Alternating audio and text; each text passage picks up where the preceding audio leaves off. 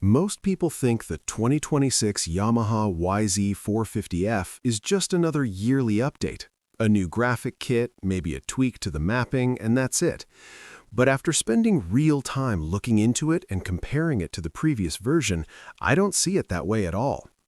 The thing that surprised me first wasn't peak horsepower. It was how refined this bike has become.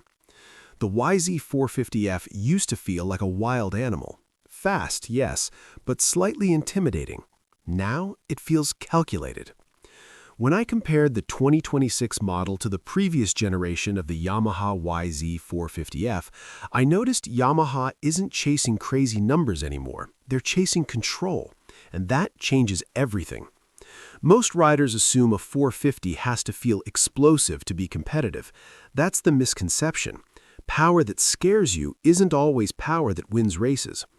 The 2026 YZ450F delivers strong bottom-end torque, but it rolls on smoother than people expect. I noticed the mid-range feels more connected. It's less about that sudden hit and more about predictable drive out of corners. And honestly, that's what makes you faster. Here's something most people miss. Corner exit matters more than straight-line speed on a motocross track. If your bike hooks up clean and tracks straight when you get back on throttle, you gain more time than you ever will by just having a violent top end. Yamaha seems to understand that now better than ever. The chassis refinement is another area that doesn't get enough attention. On paper, geometry changes might look small, but small changes in frame stiffness and balance can completely change how a bike feels entering ruts. When I compared it to the previous YZ450F, I felt like the 2026 version settles quicker into turns. It doesn't fight you as much. The front end gives more feedback. That's huge. Most riders blame themselves when the front washes out. Sometimes it's rider error, but sometimes it's a setup that doesn't communicate clearly. This bike communicates, and that builds confidence. Another interesting shift is how Yamaha continues refining the reversed engine layout. The air intake at the front, exhaust at the rear, it's not new anymore, but what surprised me is how natural it feels now. Earlier versions felt different just for the sake of being different. Now it feels mature. Airflow is more direct, throttle response feels cleaner, and the weight distribution feels centralized in a way that makes the bike feel lighter than it actually is. Here's a practical takeaway.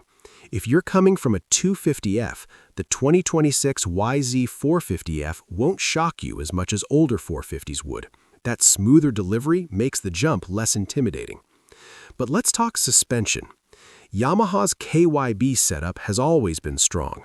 I compared it mentally to other bikes in this class, and what stands out isn't plushness, it's balance. The fork doesn't dive unpredictably under braking. The rear doesn't kick randomly over braking bumps. It feels planted. Most people make the mistake of thinking suspension should feel soft in the pits. That's not the goal. It needs to feel controlled at race speed. The 2026 YZ450F suspension feels built for aggression, not comfort, and that's exactly what you want on a track. Now let's talk about electronics, because this is where things quietly get serious. The Power Tuner app is something riders either ignore or obsess over.